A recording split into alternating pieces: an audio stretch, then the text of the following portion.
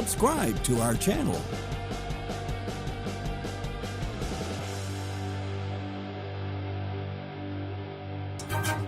It's the Analyst Desk. Welcome to the show. It's the Analyst Desk. Yeah, in case you didn't know, it's the Analyst Desk. Welcome to the show where every day feels like game day, bro. It's the Analyst Desk. Welcome to the show. It's the Analyst Desk. Yeah, in case you didn't know, it's the Analyst Desk. The Analyst Desk. Welcome to the show where every day feels like game day, bro. Whoa! Bro. So nice we get to watch you twice. Thank you, Lane. See, Lane loves the intro. Whenever Rick's here, I always just see him going like, doing that. I do the ending to it most of the time when you play it, Jacob. I actually do the ending sometimes along with you.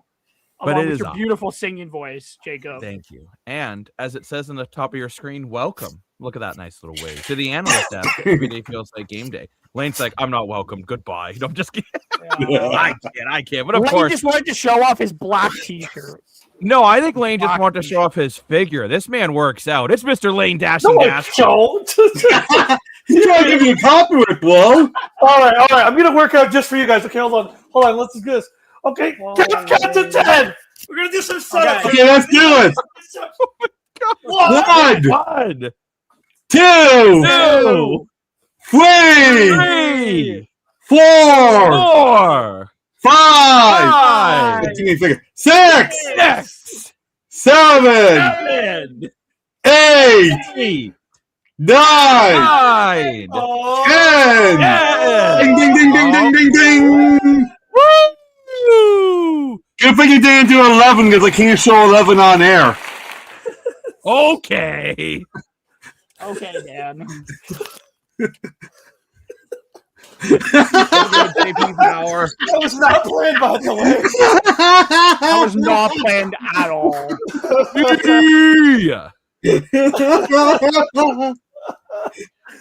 That's definitely going up on social media. Ooh, with the fancy wine glass after the workout.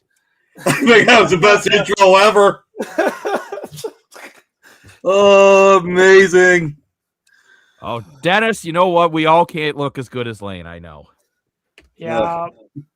Crazy fact. I have a friend. One. I have a friend who does over 500 sit-ups a day, and he only has one leg. Yes, he does. He does. Oh, I'm dying after 10 of those. He used to do 1,000. Insane. 500 in the morning and 500 at night. Now he only does 250 in the morning and 250 at night. I'm like, the setup I do is when I get my fat ass out of bed. But he's got a black belt too. Well, welcome everybody to the Analyst Desk. The one-legged black belt. Wow. Well, he got the black belt before he lost the leg. Okay, well, he's still a one-legged black belt, Dan. That's right. Don't ruin it. He's still a one-legged black belt. Do you know what is ruined, Adam? The Ottawa Everything. Senators. No, I want to take a look at these stats here. Brady, Kachuk. Wait. I'm the only one who said they were going to lose, by the way. These three. You did. That's right. Give Adam credit. So I would like all three of you to say it collectively together. I'm going to count to 3, and you're all going to say it collectively. I can only count to 4. Adam was right. Ready? 1, 2, 3. Right. Adam was right. Adam was right about this one thing. Right was Adam. Did I say it right? Yeah, because y'all came at me for that pick. I was pushed right, up though. on the steps to reach the liquor cabinet. There we go, Key. There we Does that go. mean let's do push-ups now? Oh goodness.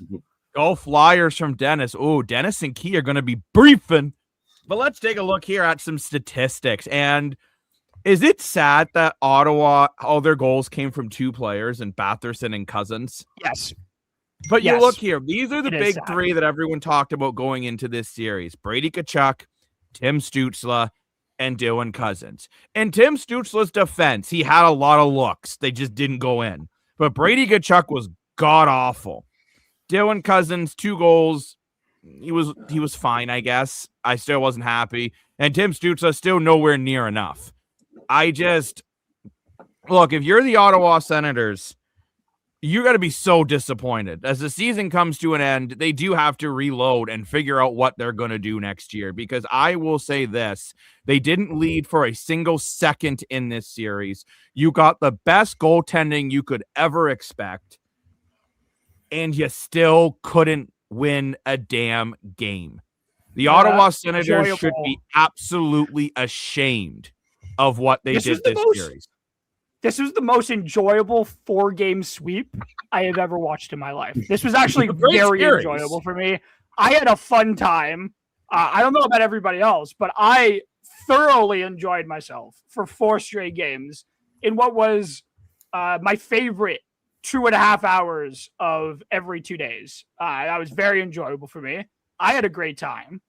And yeah, can we do my gas or ass, Jacob? I cannot believe it. Adam wants to see the donkey butt.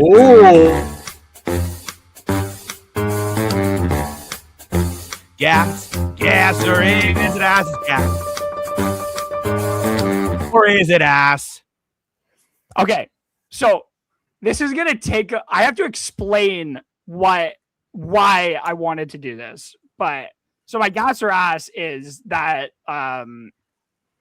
because we had discussed referees maybe the rules being too different. Like during the playoffs of the regular season, there's 2 rule books. I think most people can assume that because of how referees call it. It's too hard for the referees to do their job during the playoffs when they don't know what extent of something they call. If you know what I mean, like what is a playoff hit to a regular season hit? They just can't. It's too hard for them to differentiate. It needs to be easier for the refs to make calls in the playoffs. And I will give you exactly why. It has everything to do with the first game of the day, the Hurricanes and the Sens, in which I called. I looked at my dad after that first big hit on. I feel so bad because I'm going to say his name wrong. I didn't look at my dad. I think that's how you said it. The Russian defenseman on the Hurricanes. I looked at my dad. I'm like, this game's going to get out of hand. Like the minute the hit happened, I was like, oh, this game's going to get out of hand. I could already tell.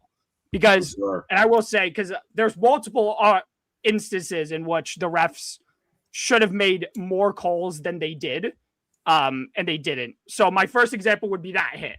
That hit is, now mind you, the hit was a big hit, and it was a nasty hit. And I still think, and I agree with Bieksa on it, because on the intermission between the second and third period, they talked about all this stuff that happened. And I fully actually do agree with Kevin Bieksa, where it's like, maybe you should have just called a penalty for that. But my reason is because of everything that happened after. Maybe the referees go back and they're like, maybe we should have taken. I don't remember who threw the hit. Because Clive, I just don't remember. How you pronounce his name? He should have taken Cliven, and he should have taken. Oh my gosh, who was the who got the original penalty? Who got the only penalty on that play? I'm gonna forget. I'm gonna look. Shesnikov. So he should have. I won't defend Shezhnikov for what he did. I will. Shezhnikov. That was like, no, but I'm not gonna defend it by just saying like he didn't deserve to get a penalty. That's not what I'm trying. Like that's what I mean, Jacob. I'm actually perfectly fine with what he did because it was deserved. It was deserved, but I think the issue that referees have sometimes is they don't know the extent in which to call a hit. And that exact hit is maybe one you could say because the puck, he barely had possession of the puck. And like the puck was gone from him, leveled him, and he left his feet. He left his feet on the hit. That to me, like, Dan, I can already see you shaking your head because I know exactly what you're going to say about that hit. You're going to say, oh, it's a playoff hit. This is exactly what you do in the playoffs. La-di-da-di-da. But knock him out, like, I still think really to not lose, I'm saying this on the basis that they lost control of the game because they didn't call that hit. Now, it might not be, now everything that happened afterwards may not just because of that hit. We all know what Taylor Hall did earlier in the series, in which that all led to, I think, this game kind of blowing out of proportion at times. But that should have been, you could call that, you take Shezhnikov and you take Clevin. You take both of them. You can't, no. You just take both of them, you take them both out of the pile, and you end that stuff right there. You send a message, we're going to take multiple players. Because then, if you remember that whole, the Riley Gregg incident came after that, where Riley Gregg shoved Freddie Anderson down after being shoved into Freddie Anderson. He still committed a penalty, though, because he shoved Freddie Anderson down to the ground. And then the scrummage happened not too long after that, in which Desharnais and Brady Tkachuk got into it. Now, mind you, I don't know if any of you saw this, but during the intermission, they showed that Mr. Redley Gregg, like the little rat he is, sucker punched Sean Walker in the face during a scrum. Now, mind you, I still think like the situation room should have called down and be like, you gotta take Redley Gregg on something like that.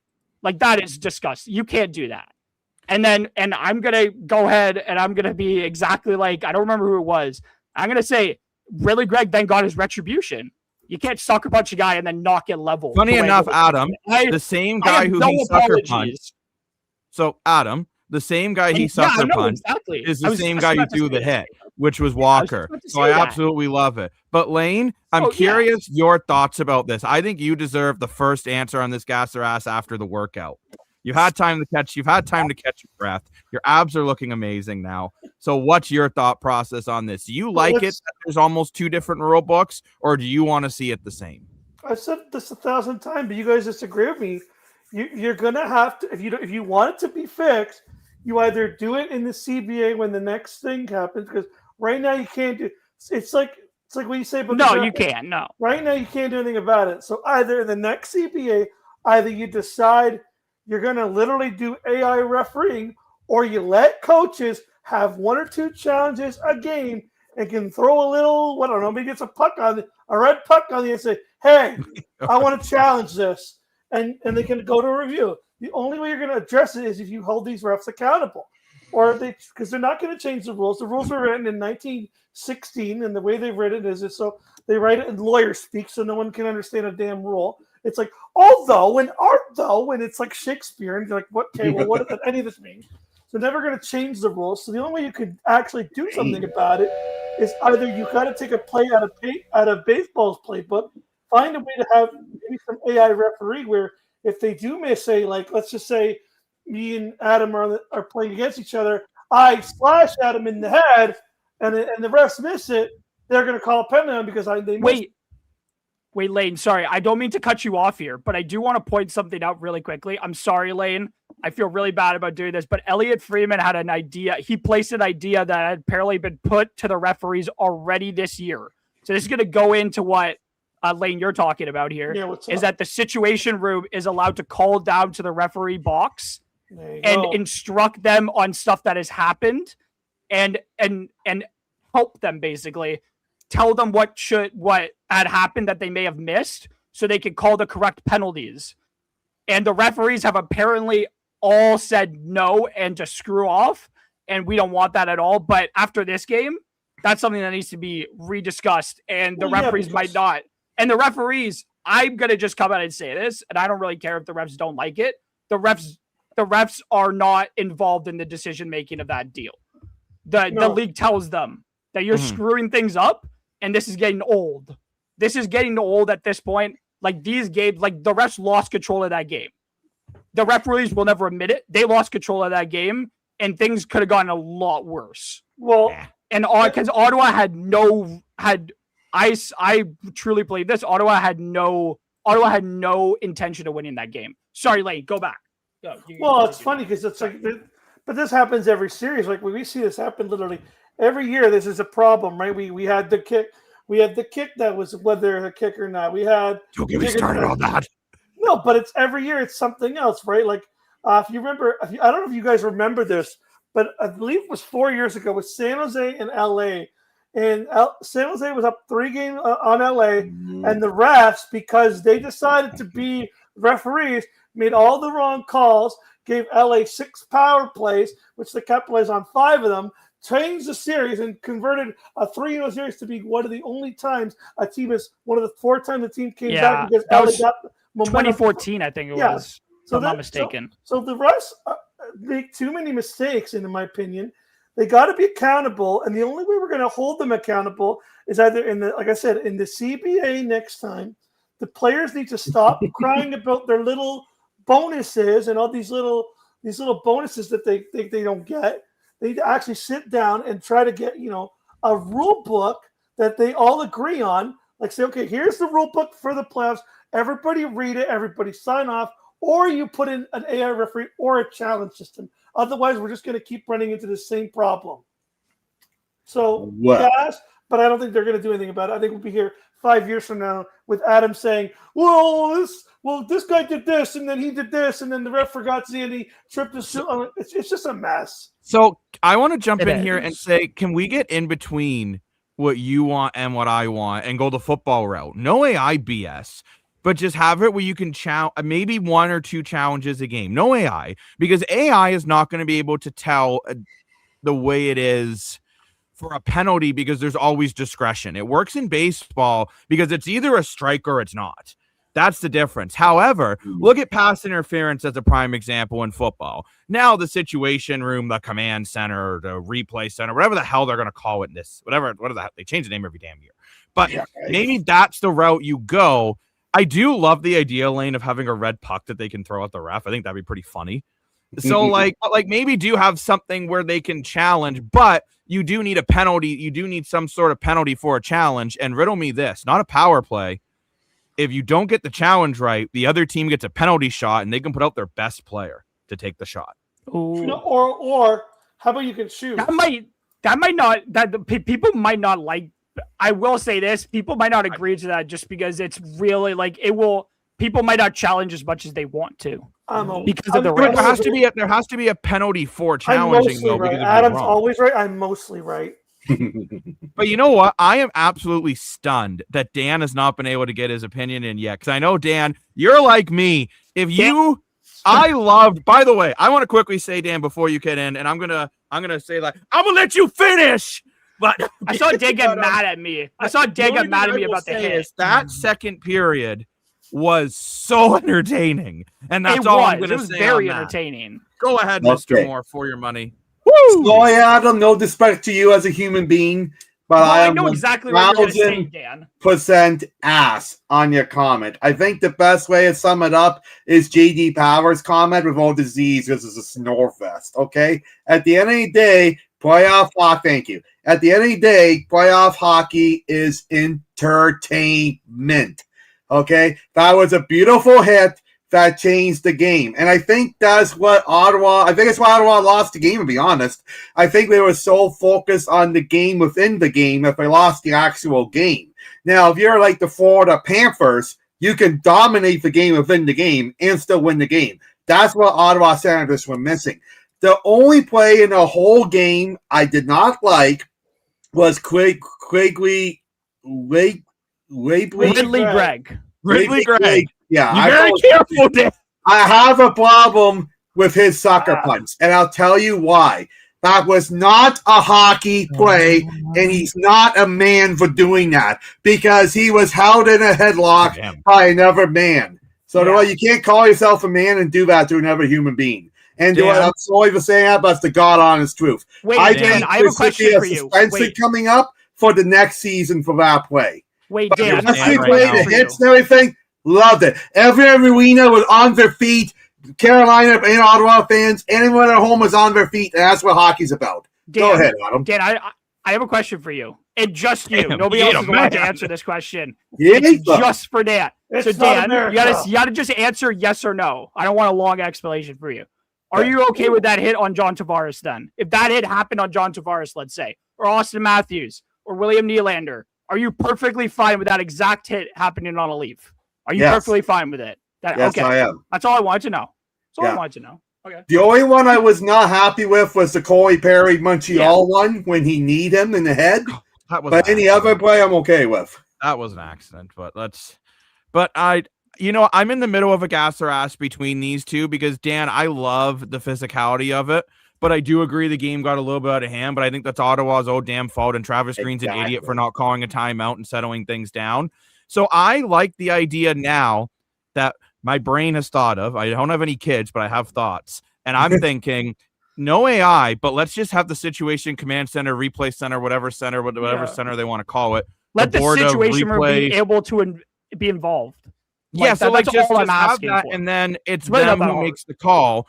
But then there has to be a penalty for that for say if it happens. So we got to get Well, to some you're more delaying comments the here. game, Blow. You're delaying the flow of the game. That's fine. No, okay. I'm not fine with that. Again, Dan, hammer time. And also, it's not like they can do 50,000 challenges a game. They get one.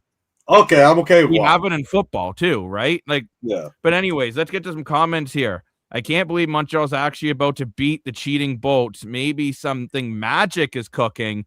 Let's go. And he is calling out Adam in the comments. Poor Adam. Oh. Adam is just sickened at the thought of Montreal streak winning. His neck ends- is the turning streak away. ends What are you in 4 talking about? days. No, it's because I was watching an old World Cup match. Nothing to do with Montreal. I'm fine saying it. Like I don't really care if Montreal wins. I said on the video of when we talked about our brackets, I was like, I could see Montreal winning this series. Like I would have been sickened if Ottawa won this series more so than Montreal.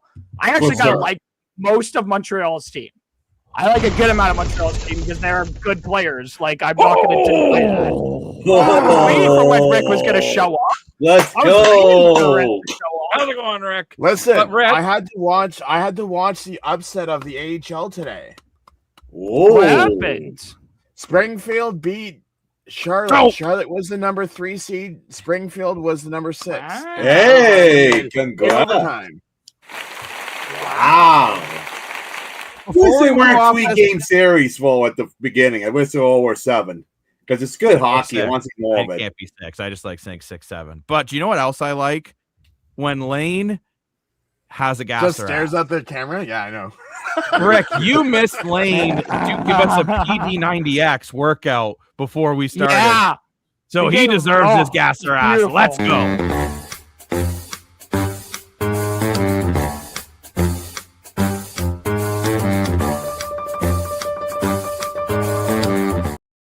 All right, well, I got a solution.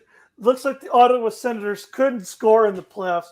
So I'm making a bold prediction here on the analyst desk. If you don't like it, you can send me a strongly worded email. But To the analyst desk sports show at gmail.com. it's on scrolling across the bottom. But my bold prediction is in the offseason, the Senators are going to sign a contract. They're going to steal him from this team. They're going to give them all the draft pick. The Ottawa Senators are going to sign Jason Robertson. Oh. I'm going to go 40 gas. goal scorer. They can't I'm score. going to go They need gas. They need a guy who can score. I am I going to like go it. gas with you, Lane, because I think the Ottawa Senators will overpay Jason Robertson a ridiculous amount of money to try to fix this problem. 5 goals in 4 games. I like it. That is Lane. insane. Yeah. That's just not good. Uh, So I'm 100% gas with you on that one, Lane. yeah. Rick, what's your thoughts on that? Give me 1 second because I want to see if. Dallas So can't you score. gas ass to get you in the comments too. Holy moly. No, Yeah. I get that. So now, are you saying as a free agent or an RFA? No, an RFA. Those are So the- I said they would have to give the draft picks, but I think Yeah, because So, he's an but the RFA. thing is, Sens don't have any seconds this year. you can get it back though. It's next year, isn't it? I'm pretty sure. It'd be No, next you year. can give you. No, it's got to be. I think it depends That on the year, no? money. The No, money. It next year, depends on the because money. So it depends on how much they offer and how much Jason Robertson wants. Like if it's over 11, I think it's the next 4 consecutive first-round picks, and then it goes 3 firsts and 2 seconds. It's And gotta then be a down and down the minimum list. 11. Like Ottawa's gonna have to give up a lot, and if they don't have it, they can't technically actually offer him the contract. To be honest, Because they have to have the picks to offer the contract. For me, I just straight Brady Chuck for him. I'm gonna say ass because I don't think Steve Stamkos has cojones to pull off something that big. Whoa. Fair enough. And by the way, Rick, it would be next year's picks because this year the draft would already be used up. You would have to trade for the next. It'd be not this year's. It'd be next. Yeah, with July It'd 1st. be next year's picks, yeah. And they have their second next year, if I'm not mistaken. But They do. however, there is a kind of a loophole though. Someone could acquire his rights. Yeah, they could. before Yeah, Johnson, no, yeah. Yeah. or a sign and trade. And that's what I'm saying. I could see Ottawa. Let's say Brady Tkachuk just says, you know what, I'm done. I don't want to be here. Get me the puck out of here. Right. Jason Robertson says, I'm done. Get me the puck out of Texas. Because all his exes live in Texas, like he's George Strait. So he's got to move. Maybe you see something. I could see Brady Tkachuk wanting to play in Texas. What do you think, Dan? I like Lane's prediction here. I'm 100% gas on it. I see Ottawa. I think Ottawa has a major problem here, and I think we have to do a major rebuild. And I think one way you do that is going out getting the big fish. They don't need a rebuild. No, they don't. They do. They need you know what? So you know what, Dan? They don't need the big fish because we got fun fish. Okay. Can I go next? You know what? So I decided to think. I actually decided to think about my answer for this. And so Ottawa, I looked at how much cap space Ottawa has next year because that's how this is going to be determined, I feel like. And they currently have to re-sign as it currently stands, and it's Claude Giroux, which is going to be somebody, if he decides to continue to play next year, he's 38, mind you. I think they're going to bring him back. He's been a big part of their team. Lars Ellers, he's 36. I don't really care. I don't think Ottawa's going to really care about bringing him back. Nick Cousins, he's been a good presence for relatively good presence for him. But then you got to re-sign Nick Jensen, but he's old. Jordan Spence needs a contract. He's an RFA this year. Dennis Gilbert, who I've never heard of, and I doubt they're going to bring back because they have Yamachuk, James Reimer, and Levi Merlinen needs new contracts as well. And it's kind of, I'm going to say no. I'm going to say ass because I don't think Ottawa is going to have the cap space to sign everybody. And I think a big thing that they need to improve is their defense. And I think that showed this year. That they're not to say that their defense was bad this year, but I do think there's like they could add like another piece maybe because Yamachuk's gonna be somebody who's playing anyways, but like it's good to have better depth.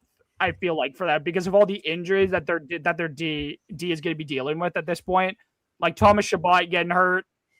And he wasn't playing 100%, but if like depth could be good, I think there's other things to add than just like their scoring. They need a lot more help, I think, especially offensively. Maybe defensively is not the right thing. Maybe they need a better backup goalie for Linus Ullmark. Because that was I don't understand his comment at all. Like they need a backup. Okay. Can I continue with what I'm saying, Dan, or are you just going to continue to cut me off? You answer. I had to explain to Jacob because he doesn't know anything. But no, I'm going to say ass because I think I think there's more than just. I think they need more than just a Jason Robertson. If I'm being honest, I also don't think Jason Robertson's going to go to Canada. If I'm being honest, he's not going to Canada. He's not going. Where's he going to go? Florida, not Canada. Probably not. I can tell you that much. I can tell you that much. I know where. I have a sneaky suspicion of where I think he's going to go, but I'm not going to divulge that information. I'm not going to divulge that information at this time. I want to know, Adam. I'm not going to give my guess out just yet. I'm going to wait until free agency. I'm going to wait until free agency. The only thing I want to say, though, is I think saying they need to worry about their defense more than their offense when they scored this many goals in the playoff series. I don't really see defense. I said depth, Jacob. They used 12 defensemen this year and got in the playoffs. They have the depth. What they need is someone that knows how to put the damn puck in the net. 100%. They need someone that can play with Stützle that can skate. Yeah. So whether it's a Jason Robertson or it's a Bobby McMahon or it's a Victor Arvidsson, I don't know what the answer is, but I think a Jason Robertson could potentially be the answer. Now we got to get to some comments here. Let's go. Yes, the Simpsons. Of course, I wouldn't love Springfield in the AHL. Gasser asked, does Brady leave the Sens one day? Gas. Yes. How much 100% gas. Yeah, 100% gas. We're all gas on that. All gas. Just with summer. Just how I think Matthews is leaving Toronto eventually. Yeah. Fun fish again. I'm still not sold on the Jays being back, considering how hot they have been, quote unquote. Okay, The thing with the Jays is I'm not saying they're out there where they were to finish the season last year. However, I will say that they are starting to play much better baseball of late. I still think the closing position's an issue. If it's not Hoffman, you got to bring someone in, or whether if that's you make Varland your closer and you hope Little, who's playing really well in AAA right now, comes back up and plays well. I don't know yet, but I know, like Lane, you've been very. I think you're more on Funfish's side though, because you've been a lot harder on the Jays. And I mean, I actually think Okamoto. Look, he had another home run again today. He's actually starting to get going, on pace for 27 home runs now this year. Okay, that's fine. My problem wasn't him. It was the fact that you guys missed the part of what I was upset about. I wasn't upset that they got him. I was upset they didn't bring in veteran leadership to help the offense, thinking that they just thought the offense was going to be fine. Like they barely touched the offense, except he's the only guy they brought in for the offense. I'm just saying, like, you could have given this guy some time. Like, you did bring in Jesus after all. Right? But Dan, you said his name wrong. That it's not Jesus. He does that on purpose. That is definitely. I know he does it on purpose. I'm just like, Dan, might as well just try and say his name right. But I will say, the good news is today that if you didn't hear, Trey Savage is back. So hallelujah! Yeah. Starting on Tuesday. Eric Lauer can go to the bullpen. Their complicated relationship continues. I saw the question in there about Mad Max. Do we want to get into that? Mad Max is let's get into which about Mad Max being okay. See, when you say about moving Lawler to the bullpen, I want Mad Max moving to the bullpen because I still think in limited reps this guy can be really successful. I think he's just because you're saying he's been horrible. He's been one of two things. He's either been really good or really bad. Too many home runs. But I'm saying in the bullpen where you need a guy to come in and throw some 15,000 pit, a bunch of different combinations and get a couple outs. You got to remember he's also playing with two catchers who realistically I don't think they know how to handle Max Scherzer. I think that's also part of the issue. His good starts were with Kirk. Right. Yeah. You guys could think I'm crazy, but I'm telling you the catcher-pitcher relationship. Key. Oh, no, Key isn't a catcher. No, I mean, it's key. What is a key thing? Who's on first? I think Max Scherzer, I don't think he's toast. I think he's maybe in the bread drawer being ready to be toast, but he's not toast yet in this stage of his career. No. That's my take on that one on him. And I mean, Fun Fish, crazy take. Do you think about Bo? I'm sorry, Rick. You've talked a lot about Bo Bichette. Do you want to remind Fun Fish his lovely batting average? I was just looking that up, but I came across something interesting today. The Red Sox beat the Orioles 17-1. And the in the ninth inning. Wow. You just got to get rid of all your coaching staff. That's right. I couldn't believe that. That was crazy to me. Yeah, everyone at once. One shot. I've never seen that. Have you ever seen that, Rick? Like a whole. What's that? Like where you? I don't know if you saw it, but like the Boston Red Sox managers went into like every single coaching staff, every single like any person that had anything with management was like bye. They got rid of the third base coach. They got rid of the first base coach. They got rid of the pitching coach. They got rid of the assistants. They got rid of the trainers. They got rid of the water boys. They got rid of the general manager, the assistant general manager, the manager who looks over the taxes. They got like everything. And Vince was talking about this in the comment too. Anyone who had literally any title in the Boston Red Sox of any sort of background role was fired immediately. To be fair, like I'm surprised some of those guys even got through that offseason was the last season, like the trade that was made last season. I don't remember who they traded away. That trade was rough. Can't do the trade in the offseason. And then they didn't really do anything in the offseason that was all that great. And you started out as badly as the Red Sox have when they were expected to be just as good as they were last year. You get fired. I honestly, like, I'm surprised the Mets haven't fired anybody to do it with the Mets. The Mets have been absolutely garbage. Been worse than the Red Sox. But when you're bad, everybody gets fired. You don't get to keep your job when your team's bad. at the end of the day. That's not how this works. It's a sport. You're involved in sports where you're paid to win games. You don't win games, you get fired. That's like, it sucks and it's terrible for all of them to lose their jobs. But when your team's bad, you're going to get fired at the end of the day. True. That's all. So, Jacob, to answer your question, he has 26 hits at 109 plate appearances. It's not very Like, good. his batting average has improved. I will give it that. He is up to a 2. I've popped the stats up on your screen here for 239, 1 home run, and 12 RBIs. And Funfish, I do get what you're saying about Okamoto having no MLB experience.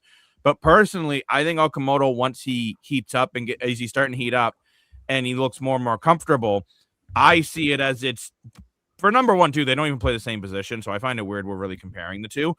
But I personally feel like you're fine of Okamoto. And you got to remember, Jimenez is batting close to a 300 batting average right now. Wait, Yes. so Jacob, Jimenez is actually basically really weird? replaced Bo Bichette. Jacob, do you know what I find really weird? I have I have this point to make, and then I have another one that I want to bring up really quickly. But do you know what I find really weird? Is that it's not weird that we're comparing the two. It's that we're still talking about a guy who's no longer on the Toronto Blue Jays and didn't want to necessarily be here anymore. So why people want to keep talking about the guy? Why not? And everybody has seemed to act like they don't care that he's not here anymore. It's pretty funny to me. My other point to bring up is I came across a video before we came on while I was watching, coincidentally, the Pittsburgh Penguin game. Is that I came across a video from the Steve Dangle podcast that I was like, this is just stupid at this point, where they were basically like, oh my God, Jacob, can I finish my damn point? Holy cow. Move. Okay, well, I don't care about your joke, Jacob, so I'm going to keep talking. I'm joking. Okay, really, Jacob, I'm joking. So they basically had said, that so basically ahead of, I guess, tonight's game, they're like, as Leaf fans, we know this same damn story that Kyle Dubas builds winners in the regular season, elite teams in the regular season, but teams who crap the bed in the postseason. And I was like, really? I was like, given where the Penguins were the last 3 years before Kyle Dubas came in, like the years prior to Dubas coming in, the Penguins were mediocre at best. And they had been for a couple years since they won, of course, the Stanley Cup, when they won back-to-back cups. It's just kind of been mediocre since. And it's like, why? I don't know. It just seemed like a really dumb conversation to bring up, given Kyle Dubas, this team is where it is currently. It's in the postseason because of Kyle Dubas and how he's constructed this roster, and how, again, he did the same thing in Toronto. He did the best with what he's been given, and he had been given an old core with humongous contracts in the Eric Carlson. Well, I think he acquired Eric Carlson for the Penguins, if I'm not mistaken. He did. Okay, thank you, Dan. I couldn't remember if he was there when that trade had happened, but he had 4 players, 4 veteran guys, and I actually respect that he went out and he swung for the fences. I'm pretty sure he wanted to bring Eric Carlson to Toronto, which is funny enough. I think he did. Like, he took the big swing. He took a big swing to try and help his team. And guess what? They're in the playoffs because he took those swings. And, say what you want about Kyle Dubas and not winning a cup with Toronto, but he tried. He was denied making a trade that would have made the team a hell of a lot better in trying to trade Marner for Hagel and Marc-Andre Fleury. When Marc-Andre Fleury was a lot better. Like, he tried to make moves, and then he was handicapped by the Shana plan. And, it's like, say what you want about the guy, but he's done a phenomenal job in making Pittsburgh as good as it is right now, given the situation he was in when he came in here, in which the Penguins never has rebuilt. They didn't have much not much in the system, really. He brought in Stuart Skinner, who's actually done a pretty decent job there. He brought in Sheelovs, and Sheelovs looked like an absolute animal tonight. Like, say what you want about the guy, but it's not like he built a bad team. And I hate that people, especially some Leaf fans, not every Leaf fan, continue to drag on him because he didn't win a cup here. And it's like, so has nobody else for the last 70 plus years. So I'm like, why drag on him? 70. Okay, well, who cares at this point? Where I get it wrong, it's still a lot of time. That's all I wanted to say.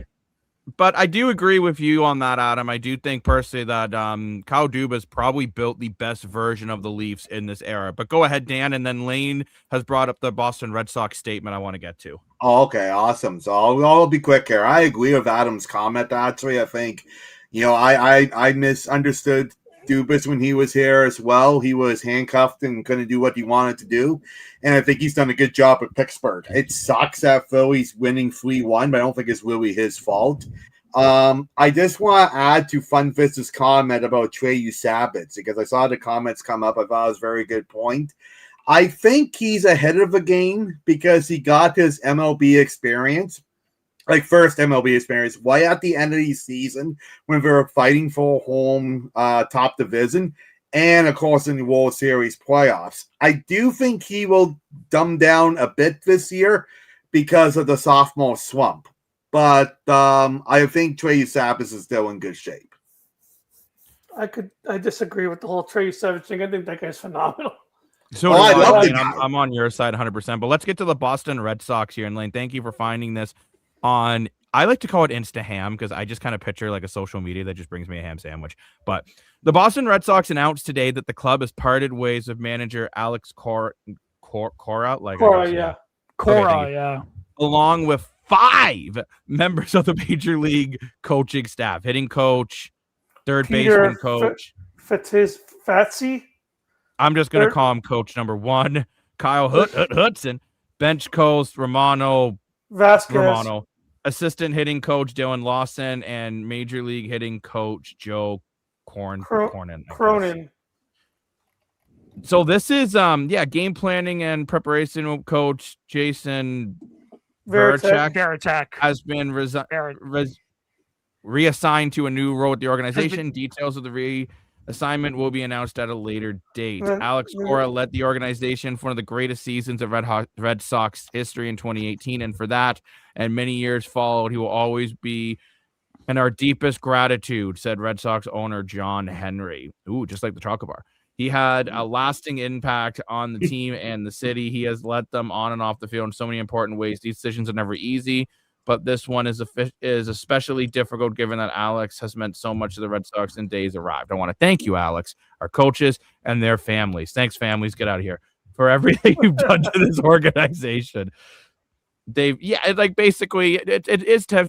I think it's your typical, saving face. Played it pretty safe. Disaster. We got to fire everyone. But I'm actually more on Adam's side on, I don't know if I can blame coaching when they were bad last year.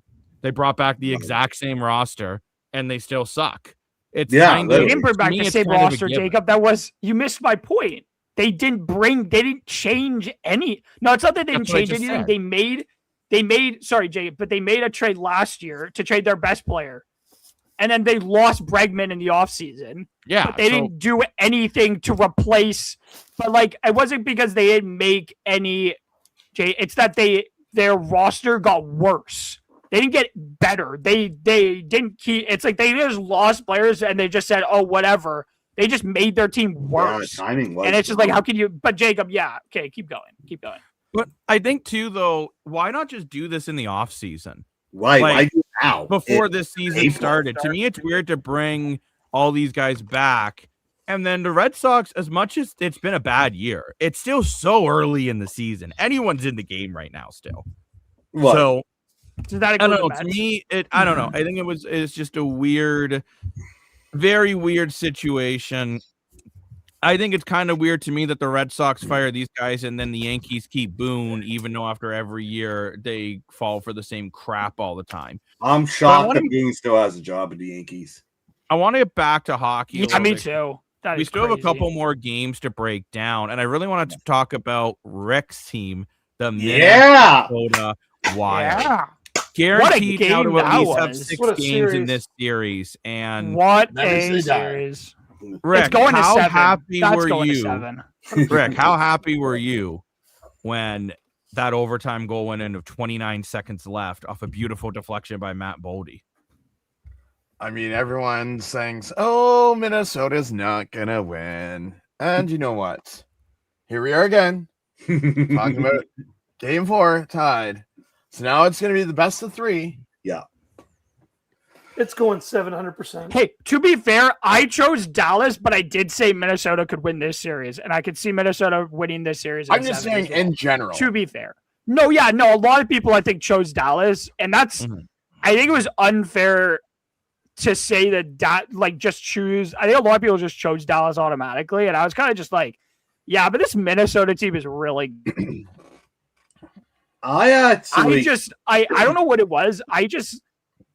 Dallas's track record the last 2 years, I just couldn't go with the team, and I'm gonna bring it up again because it's a reason why I didn't choose Minnesota. They haven't won a first round series in nearly a decade, and it's like it's hard to hand that to this team when this group hasn't been there the whole time. But it's kind of just like it's a tough thing to overlook, I guess, in that aspect. And Dallas has had a track record the last 2 years. They went to a Stanley Cup final 6 years ago. That was a while ago. But this group is a very good group, and I had a hard time choosing, but I don't know. It's just Dallas's track record from the last 2 years that gave it to them for me. But hands down to Minnesota, who just outplayed Dallas in that overtime. And I feel so bad for Jake Ottinger because he played he was so good in overtime until that goal. But I don't think any goalie was getting to that puck after it was deflected. It was a bloody, brilliant tip by Matt Boldy, and wow. I cannot wait. I hope this series goes to 7 because I cannot get enough of this. I cannot get enough of this series. I just can't. This has been so much fun to watch. I hope we get Game 7 quadruple overtime. This series can just keep going. Let's keep playing hockey. Let's just forget that Vegas and let's just forget that Edmonton and Anaheim made the playoffs because they're both a disaster, and we'll just have this one be a 14-game series. Let's just ignore that series altogether. Dan? These guys could just keep playing. Well, I just want to say I picked Minnesota from the beginning to win this series because Minnesota did the right thing and they got the biggest fist in the pond in Quinn Hughes. They took the gamble. Maybe it's a rental, but it was well worth it. I also love the supporting pieces that they brought in the deadline. Bringing the Foligno brothers together. Bringing back McMahon or whatever from Nashville. Bringing in Bobby Blinken from Philadelphia, playing him on the top 6, right? Bringing in veteran leadership, one of my favorite guys of all time, Zach Bobolzin, on that back end. I love this team. Bill Guerin has done a phenomenal job, and now that is the best of 3. And now it's a 3-game series, right? And I said 7 originally, but I'm going to say it here. I think Minnesota's going to win in 6. I think Minnesota wants to win on home ice, and they want the West to face Colorado. So I think Minnesota in 6 now. Wow. I mean, I will say I was mistaken thinking Minnesota was going to. I don't know why I had a gut feeling Minnesota was going to dummy. But that's okay. You did, Jacob. I'm still confident that Minnesota can win this in 7, but I do think Dan is going 7. But I think the big thing for Minnesota for me is there's one player though that I'm still waiting to enter the chat. And again, Caprell the throw. If you want to enter the chat at the analyst, that's crazy. He has 5 points in this series. He's got 1 goal. He had 2 assists. I know. Yeah, but I'm just saying, it's crazy that I hear people. This is the 3rd time I've heard somebody say that today, and I'm just kind of but you also got to look at he's got 5 points. And he had 2 assists. Yeah, he hasn't scored, but he's finding ways to contribute, which I think is it's the same thing in the back of my head. I only bring this up. I'm not comparing the 2 players, everybody, before somebody jumps down my neck. I'm thinking maybe Dan who jumps down my neck, or somebody in the comments jumps down my neck because I'm about to say his name. And I know people are going to jump on me. Dan, I'm doing it because I think you're going to jump down my neck. Okay? Somebody's going to do it, and I have to warn everybody I think who's going to do it. Maybe Lane. I'm going to warn Lane as well because Lane might not like it either. I haven't got the same opinion yet, but okay. So my thing is, this just brings me back to the Matthews from last year against Ottawa, where I think for the whole playoffs he only had 2 goals, and everybody was whining about he wasn't doing anything and he wasn't playing well enough. And I'm like, he was doing his job that he was asked to do, which was shut down Ottawa's top line, which was the Stützle line, I think it was, which was he was tasked with helping shut down. And like his line produced offense. He had a lot of assists. It's not like he did anything, but everybody act like he did nothing. I'm just like, Kaprizov has only one goal. He'll like I do think it's bad when you only have one goal and you're paid $17 million. I ragged that contract all year, and I will continue to do so because I think that is way too much money for Kirill Kaprizov. But yeah, when you're winning, I feel like it's not horrendous just yet. But I think he's bound to break out at this point. But mind you, he only has had 2 shots. I think every game in the series, he's only had 2 shots.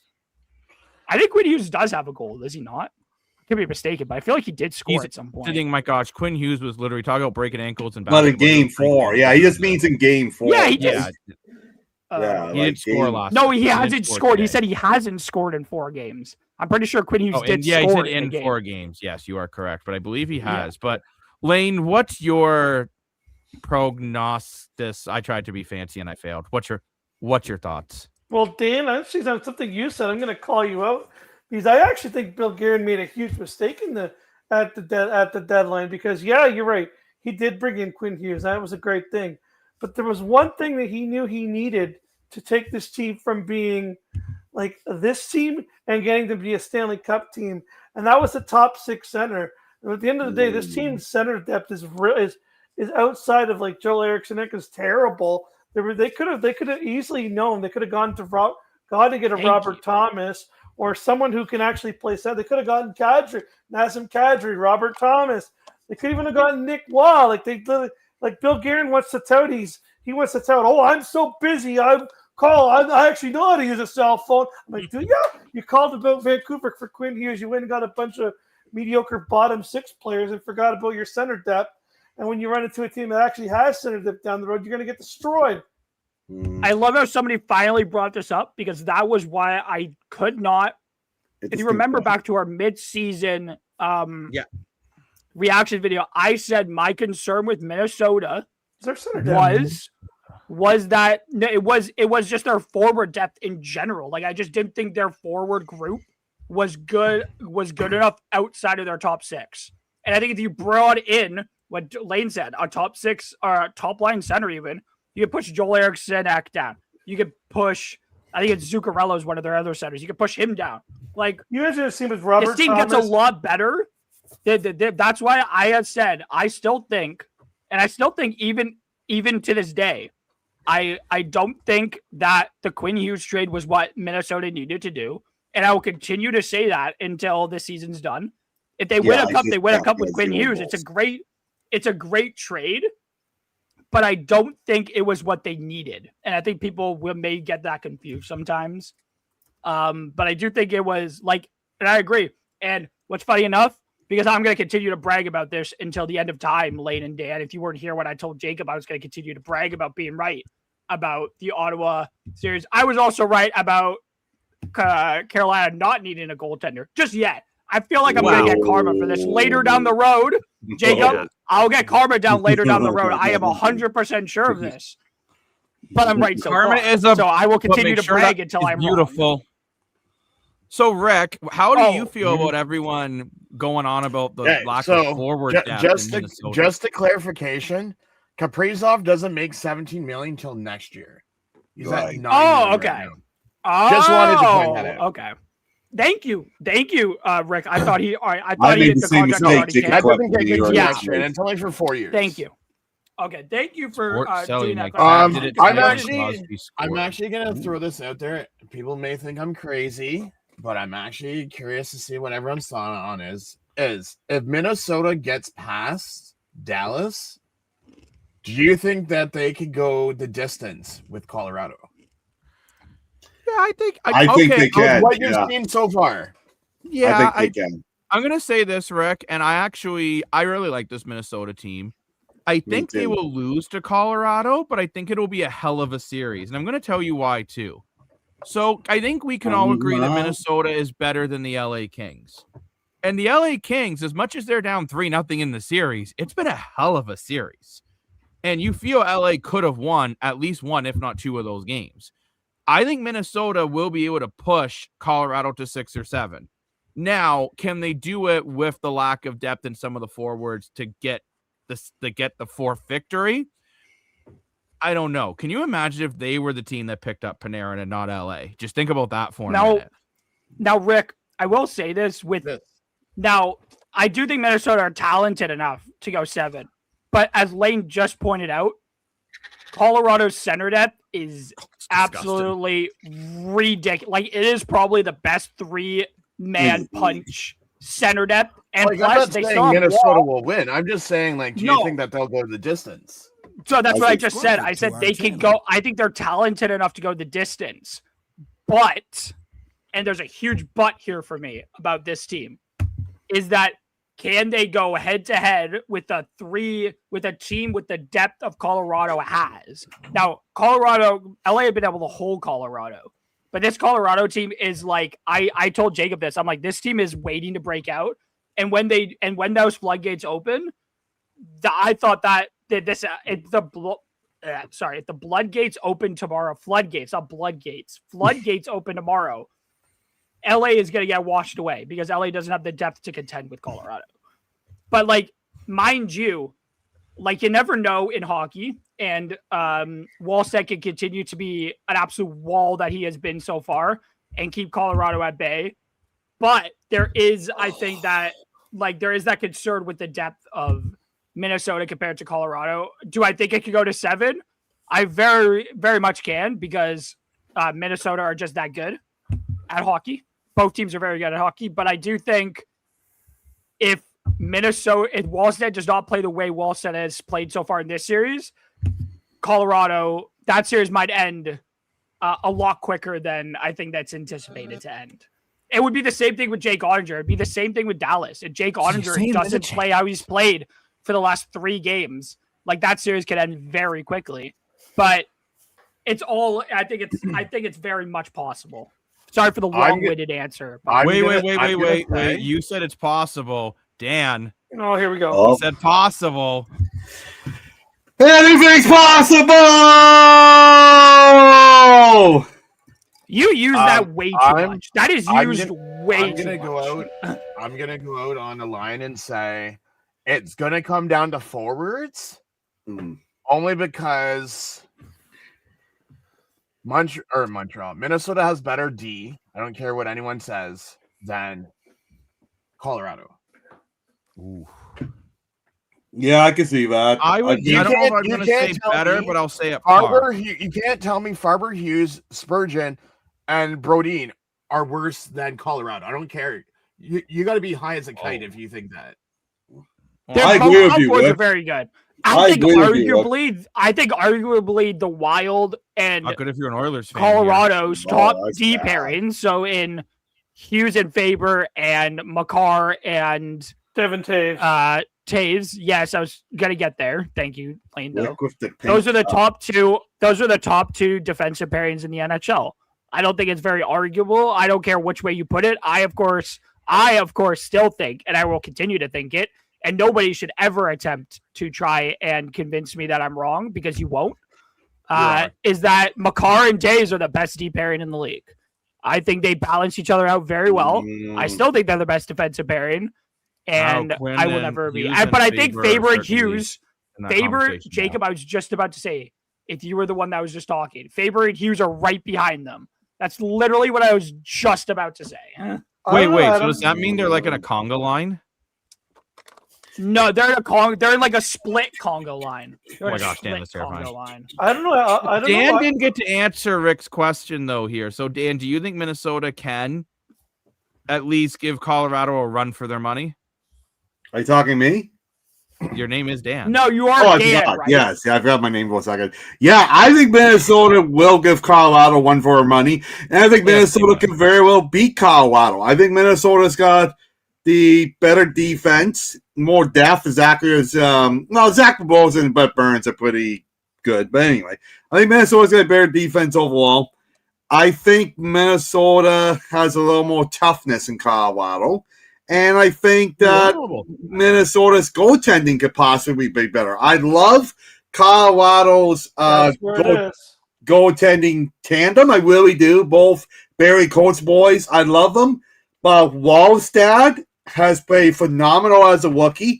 And worst case, if he falls apart, you got Jonas on the bench just chilling. So there's one thing that's for your money.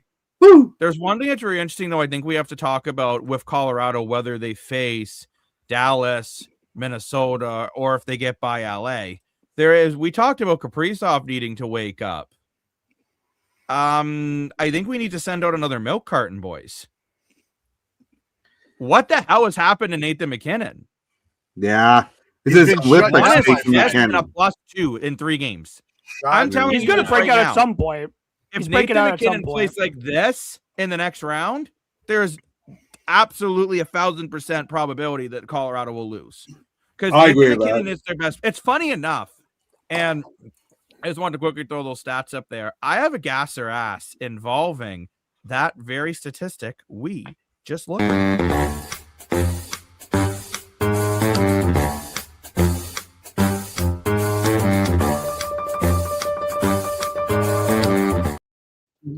Gas or ass? This playoffs has been the year of the secondary scoring.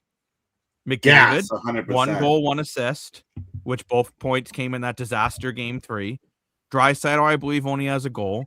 Tim Stützle finished a whole series without a goal. Brady Tkachuk, no points. Nathan McKinnon, 1 assist. Kaprizov, yeah, he does have some assists, but only 1 goal. We are not seeing the superstars actually taking over in these playoffs right now. It's been the second, third, and even fourth liners. Look at the Montreal series. It's not Caulfield that's dominating. Josh Anderson's having a phenomenal series. I love this last comment here. I wonder if McKinnon is still mad about the stuff. I mean, to be honest, Jacob, I kind of said that at the beginning of the playoffs that it won't be the top lines. It will be StreamYard duck. It will be like the bottom lines. We mind people who use the StreamYard code. It's not even the whole players aren't doing well. It's that they're getting shut down by the third and fourth lines. Yeah. And Adam, I have a question for you. I want to go back on to your comments.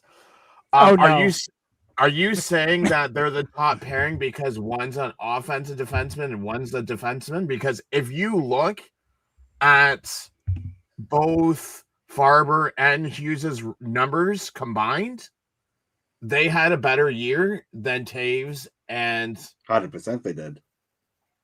That other defenseman in Colorado. So I'm not shitting on you. I just want to know, like, is it the offense and defensive pairing, or is it? No, it's so I only said that they balance each other out very well because I feel like because when I look back on early Makar, like I feel like Devin Taves is definitely because I feel like it's a lot for some offensive defensemen. Like Makar came into the league and he was not known for his defense. The defense side of his game has never been the stellar part of his game, and I think Devin Taves very much balances him out.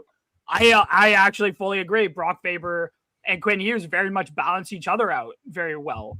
Like, and I feel like, yes, they're a very underrated duo, but the reason I don't know just how to explain why I like those two better. It's definitely not because they're Canadian and the other two are just American. If that's going to be brought up, but the reason I said they're 1 and 2 is because they're very close. I think they're the two best defensive pairings in the league. They're right there next to each other. I think I just prefer them because they've been together longer. And I think I've seen a bigger sample size of those two together. The sample size for Hughes and Faber is nothing to be scoffed at, but I think with the bigger sample size, I give it more so to them because of the bigger sample size I think I've had of those two compared to Hughes and Faber. But I will say Hughes and Faber very much could be the best pairing in the NHL if they win the cup this year. There's another thing is that those two have won a cup together before. Makar, of course, being the best player on Colorado that year in that playoff run. But I will say those two stay together. That's probably going to be the best pairing. That could be the best pairing very soon. That could be the best pairing now. This is just my own opinion, but yeah. No offense to Quinn Hughes and Brock Faber, but thank you for the question, though, Rick. That was a great question, though, to be fair. I really do want to hear Lane's take on my gas or ass. Mr. Lane _Co, the man who can do 10 sit-ups and not pass out. How do you feel about what I'm saying? Do you agree with me? It's not the superstars that are taking over the playoffs so far. It's been more the secondary guys. Well, I agree, but isn't that the playoffs just in general? That's how the playoffs is mostly in general. Like I always think the playoffs. That's what the playoffs is all about. Okay. Is getting those. That's why the depth matters. That's why I was so confused. Why Edmonton, who actually looked good last year, I know they ran into Florida again, but they had so much depth. I'm like, see, this is a team that's actually good. Like you look at the last 2 years for Edmonton. The first year, I felt like they were the two superstars, and that was it. And then they came back the second year, and I don't think even though it was a harder performance for them, I actually thought their team was a lot better because they had so much more depth. You had downtown Connor Brown, you had Casper Kapanen, and you had Corey Perry. You had all this scoring. I was like, wow, see, look at all they got to do is build on this, get a little bit better defense and some better goaltending. This team can win a Stanley Cup, and then they went backwards to just be like, well, we're going to beat McDavid and Draisaitl again, and now they're struggling to beat the Ducks. Like, I don't get why teams do this. They think like Adam has said this 1,000 times. You can't top load lines, and I don't understand why these teams. Some teams can, like Colorado, can kind of do it because they just have so much. Hello, Anthony. But again, what's up, Anthony? I think Colorado can top load because look at how much depth they have. You got Nick Waugh, you've got Kadri, you got a guy like Nichushkin playing on the fourth line. You got like one of the best 60-point players playing on your fourth line. You got McKinnon, you got Landeskog, you got Waugh, you got Kadri, you got Drury. This team's so stacked. That's why they're so deadly. You look at Ottawa. Again, Ottawa. What talent do they have outside of their first line? It's literally Stützle, Brady Tkachuk, and Shane Pinto. Outside of Pinto's another one on a really bad series. But I would say Ottawa. I actually thought Ottawa had the depth because you think about it. You have Tkachuk. I don't think they do. You have Batherson. You have Pinto. You have Cole. They added Warren Fogle. They have Dylan Cousins. Nick Cousins. I know you don't like that, Greg, but he's a decent player. Piece of crap. Fine. He's a piece of crap who knows how to play hockey. But I do agree with you, though, Lane. Like you look at the teams that go deep. The Florida Panthers are Panthers. Good Lord. The Florida Panthers are a prime example. They're a team that was able to go super deep because the last couple of years, the depth and the goaltending. They had both. And it is an interesting point. I just mean, though, Lane, like usually there is some superstars that are just dominating. And right now there's really not. Like Connor McDavid, I get he's probably playing banged up, but he's been super quiet. You're having Draisaitl quiet. Tim Stützle, quiet. Kucherov, quiet. McKinnon, quiet. I don't know. It's just a surprise to me that out of all these phenomenal players, I'm not saying I'm worried about a team like the Panthers. I think they're in a retool mode where they'll just go back next year. Barkov will be healthy and they'll be back in the Cup Finals next year. Let's pull up this thing. I got it here for you. And can we get a woo? Woo! I think more money. Sorry, woo! Because you brought it up, Jacob. I don't know if Florida could get back to the Cup Final. If I'm being honest with you. This is nothing to say that I don't think Florida's team is good enough. Is not good enough to get there because their system is very good. But I think with the way the NHL is going, and the Atlantic is deep, and if Bobrovsky's not back, Bobrovsky's not really known to be that kind of guy anymore in the regular season. It could be concerning the depth that the East has now. Buffalo, Montreal, and Tampa, you feel like those guys plus Boston getting back into the groove of things. I think a little bit more. James Hagen's coming through, and all those guys. Like Boston is going to be a better team next year than they were this year. Ottawa can be better if they can figure out their issues that plagued them this year. They could be even better next year. It could be of a concern that can Florida actually even get back to the playoffs in the first place. I think that could just be even a concern for Florida. Sorry, I just wanted to point it out since you brought it up. No, for sure. I didn't want to point out, it's definitely a concern. Florida might not even be back in the playoffs next year anyways. But Lane has some sticky stats we got to look at. But you know what's funny? I was just looking through this, Jacob. Is it maybe not the Stars are showing up, but the depth are just scoring the bigger goals? Like we look here, like Duchesne, he's not a big star, but he's definitely a big name. Taylor Hall's a pretty big veteran. Of course, there's Leon 6-3.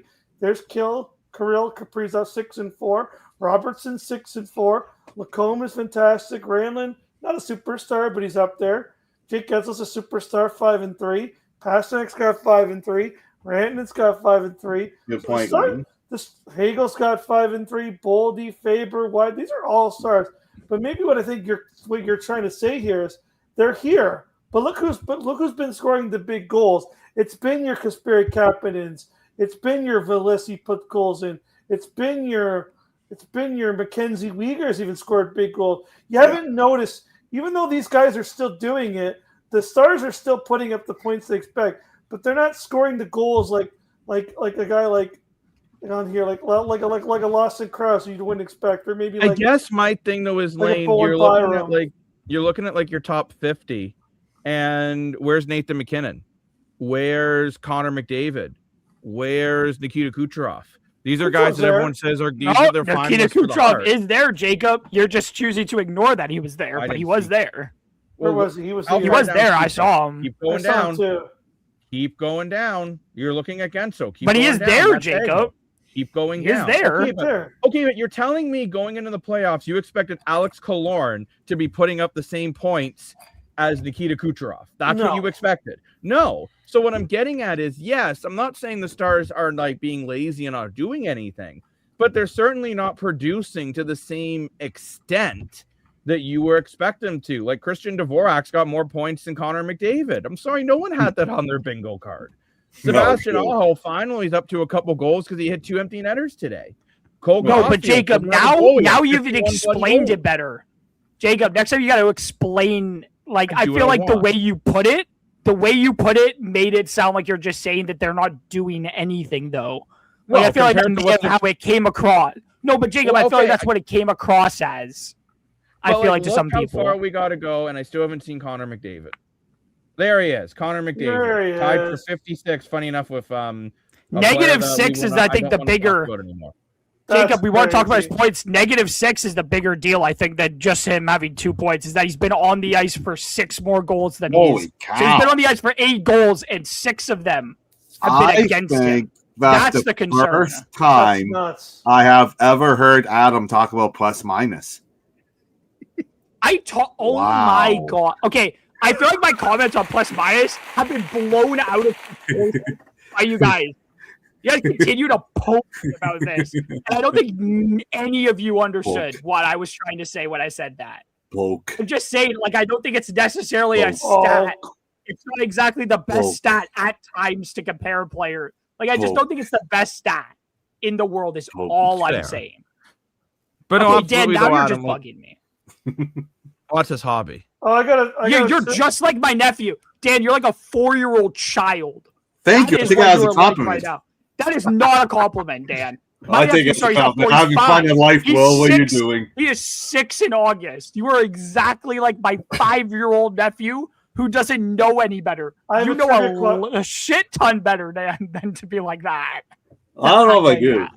I have a trivia question, though, for everybody. I don't like this already. I'm joking. You're not going to like I love you. I love you, Lane. I love you, Lane. Is it about Mitch Marner? No. Is it about Mitch Marner? No, it's not. Okay, good. We gotta get you some lovely comments after that. I swear it's about plus minus. No, it's not. My mind. I'm just gonna throw it out there if anyone wants to take a guess. Who has the best shooting percentage in the NHL playoffs right now? Logan Stakehoven. Nope. Sorry, say that again. Who has Mackenzie Uyghur? Nope. Who has the best shooting percentage? The best shooting percentage right now in the playoffs. Right. Kasperi Kapanen. Nope. It's definitely a former Leaf. Given he said I wouldn't like it, it's definitely a former Leaf. It's not a former No, Leaf. it's not. I'm surprised because I feel like I have another guess. Paul Colson. Paul Colson. Did this guy play for the Leafs? Maybe he did. I don't know. Paul Colson? No. What do you think, Wick? I want to say it has to be a senator because he said he's not going to like it. Leo Carlson. It's not a senator. Oh, I'll never guess. I don't. Is it a senator, Lynn? Dickinson. It is Dickinson. not a senator. It's not Dickinson? It is Dickinson, yeah. I am right. 100%. Really? Shooting 100. Wow. 2 shots. Well, he took 2 goals. shots, then he got injured. Yeah. Oh my He gosh. scored on them. That is a load of 100%. That is a crazy stat. 100%. That is a stupid stat. Sorry. Let's get to some comments here. Guys, question in your pretty opinion, nuts what's when you more think about it. realistic for me to think in teams of trading assets away? I think you mean assets, not just acid, because hopefully the players aren't doing acid. If we get a number 1 pick, do you think it's more like we trade for Hellebuck? I don't think you'll trade for Hellebuck, although actually I could see Hellebuck You'll going trade to it. Florida. I could see you guys trading it. You'll trade it. I could see you guys trading it for sure. Jacob, I don't see you guys. I'm gonna say it again. You want to Wait. I do want to say. I want to say one other thing really quickly. Call on us up, Jacob. I gotta learned fight him something back. today that apparently Hey.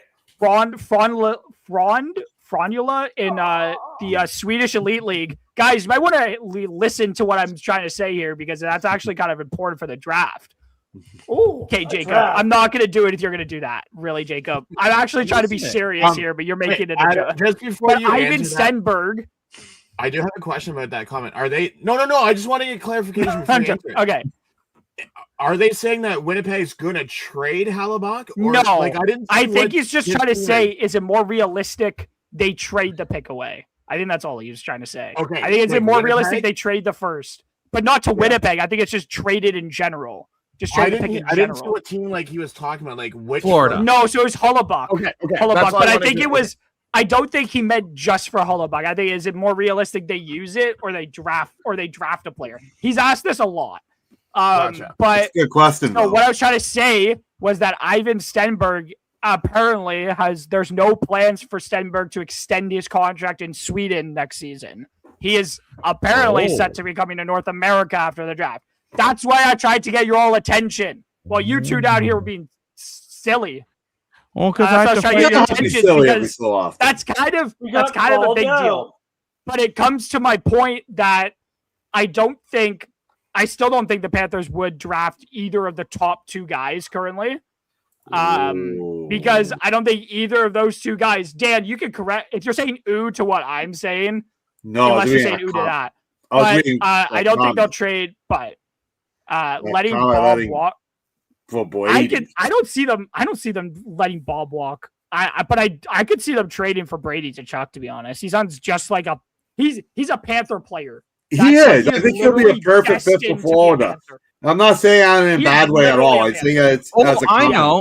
Hold on. I'm saying it in a bad way, Dan. I'm not saying it in a good way. I'm saying Hammer time. Hamilton, Havoc, Junior Mustangs, whatever. I think that you are going to Brady Kachuk for Carter for Hagee.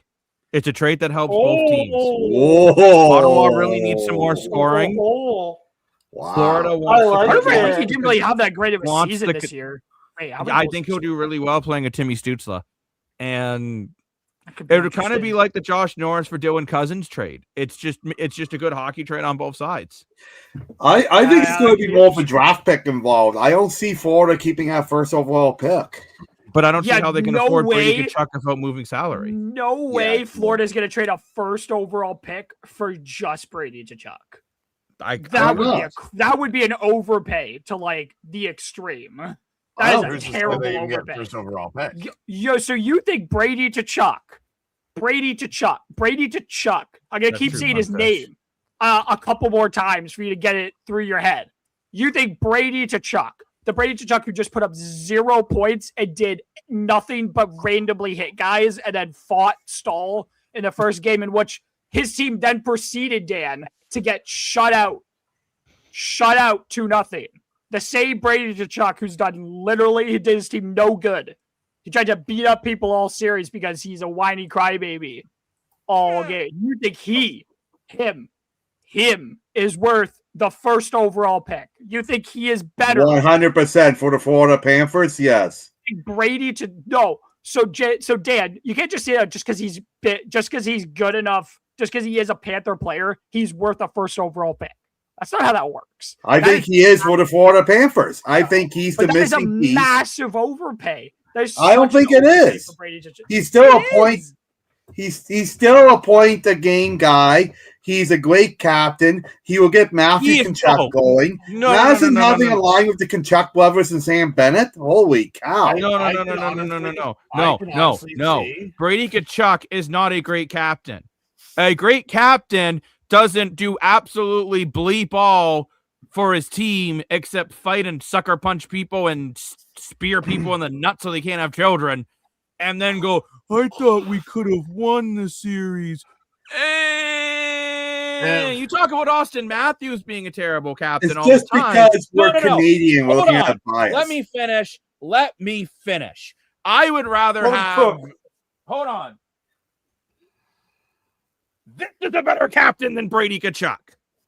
I would say that Brady Tkachuk is a better captain than Brady Tkachuk. Dan, I would rather you be the captain than Brady Tkachuk. I would say if Brady Tkachuk is going to be traded. I'm so pissed about the Ottawa Senators this year because I said bluntly that I think this is a team that could go all the way. I think they're the best Canadian team. And then all Brady Tkachuk does is whine like a little baby. And I need my nighttime sleep. Blah, blah, blah, blah, blah. Get off your bleeping high horse and understand that Brady Tkachuk shouldn't be the captain. He shouldn't be the assistant captain. He shouldn't be the water boy. He needs to get the hell out of Ottawa. He cannot be the captain for the nation's capital with number one is attitude, number two is play, and number three is leadership. You look at the way the Ottawa Senators to play. They didn't give two rats ass about winning the game today. Brady Tkachuk went out there and said, let's go beat the living poop out of people. That's exactly what happened. A real captain would have actually tried to put leadership together. Give me Jordan Eberle on Ottawa, and they play 1,000 times better today than what they did. Give me a real captain. Give me a real coach. Give me someone besides Linus Ullmark who actually is trying to win a bleeping game, and then maybe the Ottawa Senators won't be the laughingstock. Maybe not another damn Canadian team is in the laughingstock again in the NHL playoffs. This is Dan, I have a question for you. Do you think Brady Tkachuk is a real captain? No, you are so off your marbles that, Dan, I might take away your microphone privileges, your camera privileges, your laptop privileges. You know what? He doesn't deserve a chair anymore. Do some sit-ups. I think, Jacob, I think this is a little bit. I think you got okay, Jacob. Wait, Jacob, look at me. I'm gonna need you to go take a lap. Yeah, go take a lap, Jacob. Dan, I have a question for you. I'm going to list off some players really quick. Sorry, Rick, for cutting you up, but Dan, I'm going to list off some players here. You tell me if they're worth a first overall pick. That's all you have to do, yes or no. Yes or no on the first overall pick, okay? Are you ready, Dan? Yeah. Are you ready? Okay. Mason Marchment. No. Okay, thank you. Okay, good. Okay, you're not crazy. I'm glad. Wow. Okay. Miro Heiskanen. Yes. Dan, 100%. Yes or no? Miro Heiskanen, first 100%. Overall pick. Oh, he's defenseman with Dallas, right? No. Yes, Dan, yes or no? I'm going to be so mad at you in a couple seconds, I feel like. Don't say it, Dan. Don't say what you're about to say, I feel like. I was going to say yes.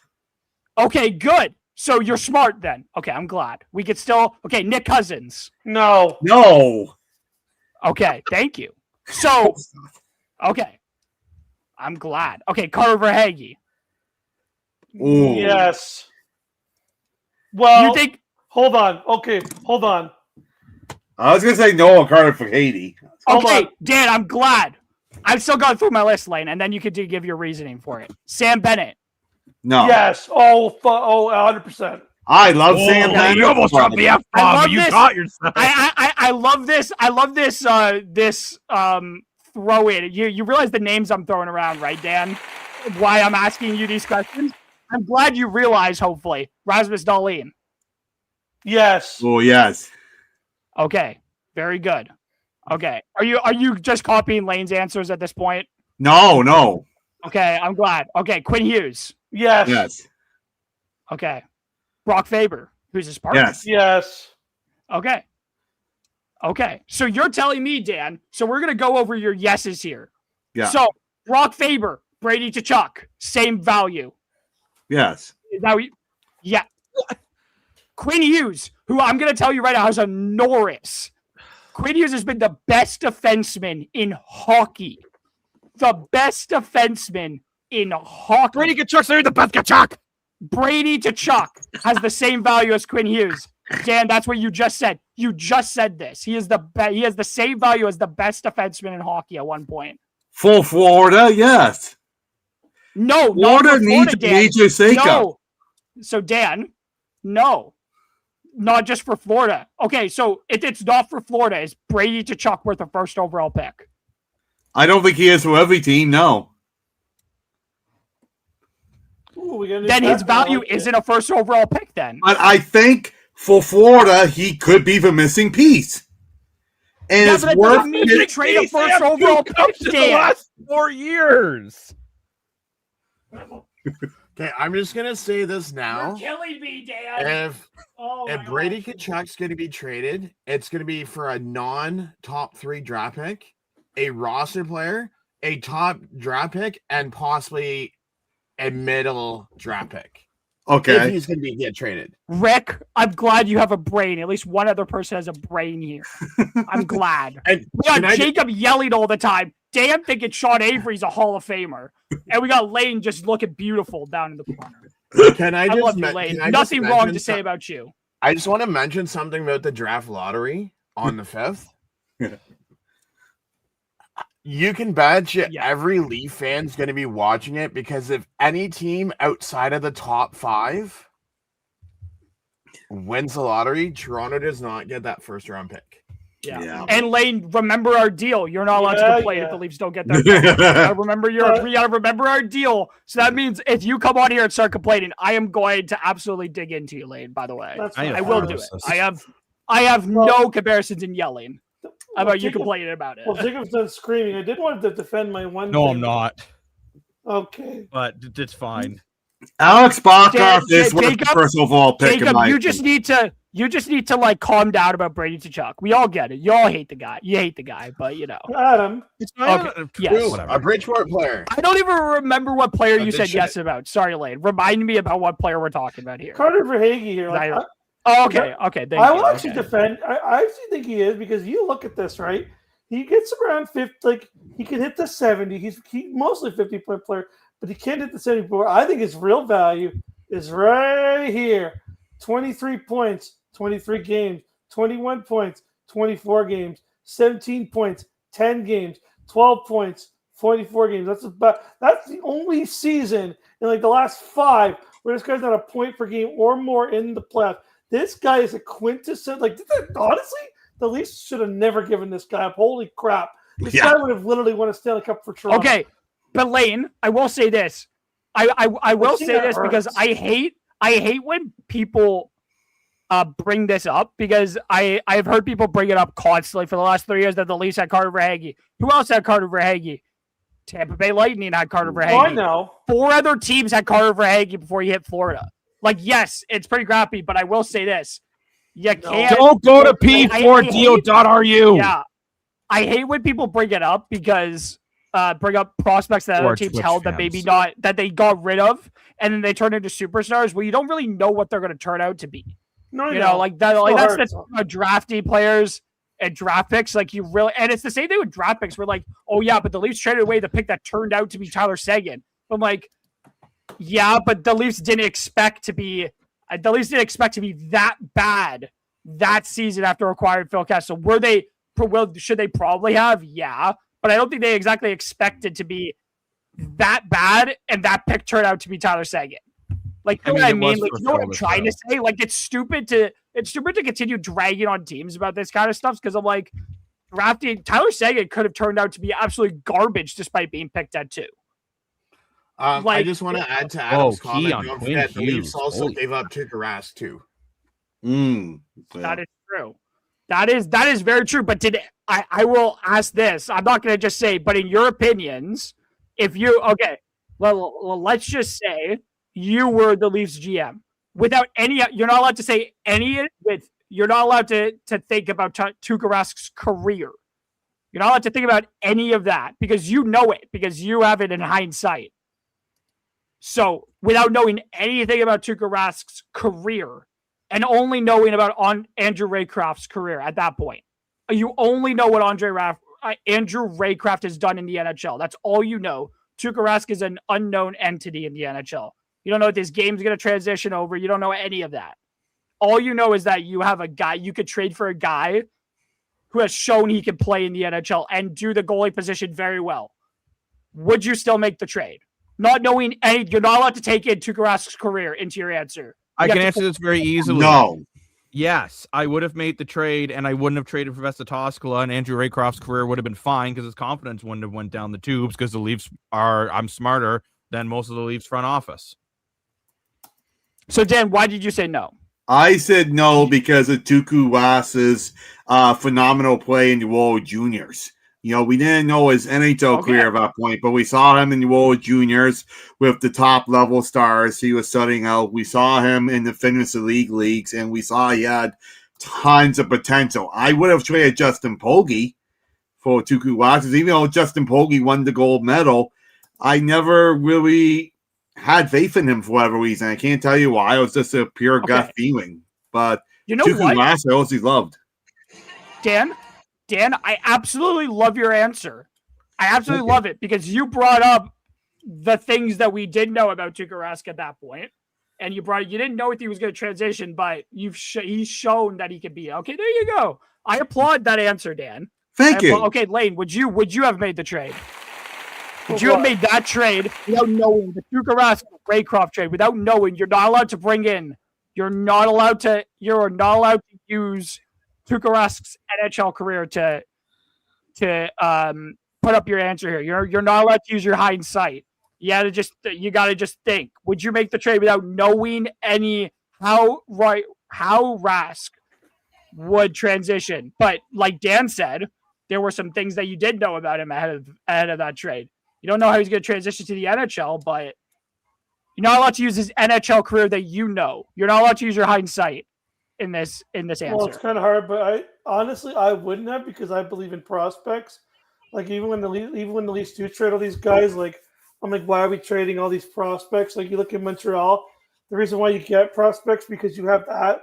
I said this 1,000 times. Assets matter in this league.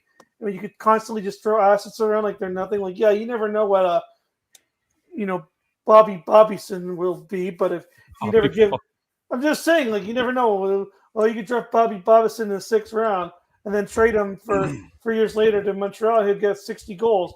But we got to stop doing that because every time you trade off this guy, because you're like, well, I don't know what he's going to be. Yeah, you don't know what he's going to be. You never know what. I don't know what this guy's going to do on my team, right? I could acquire Quinn Hughes on my team, and because of the way our system is and the way we play and the way how Craig Berube's running around going,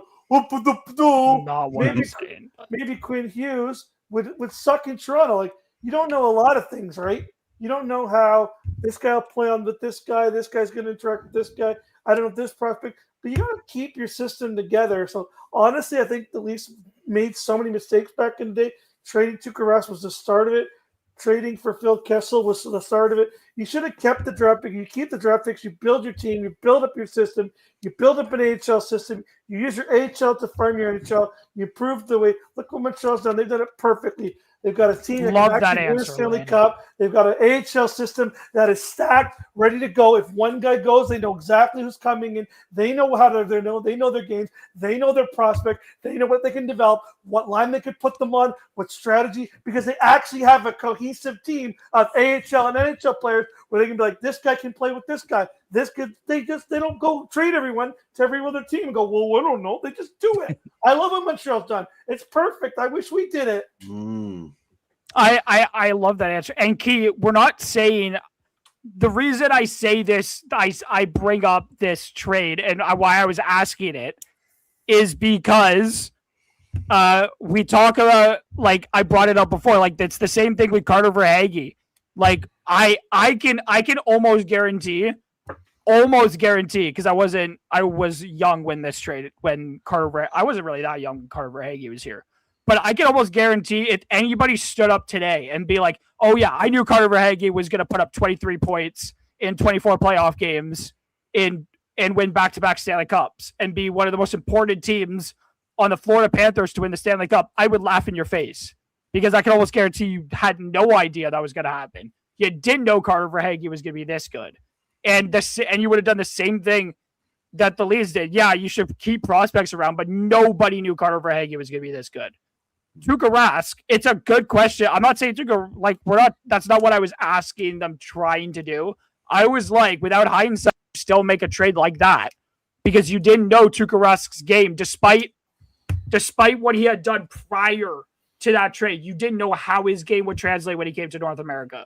Goaltending is one of those positions where it's hard to gauge how well a goaltender will transition over to the North American game, especially as a goaltender. Like, it's hard to tell. But sometimes you just get it right, and Boston knew what Tuukka Rask could be, and they took a gamble on it, and it paid off for them. But I thought it was an interesting question. And I got some very good answers. I love the answers I got. Looks like Anthony agrees with Lane here. Want to put up that comment, Jacob? Yeah, you put it up. I can put it back up again. I feel like hockey with certain player works like how football does, where they wear certain players. It's very scheme dependent to be successful. Yeah, I do agree with that. Yeah. And you look at a team. Yeah.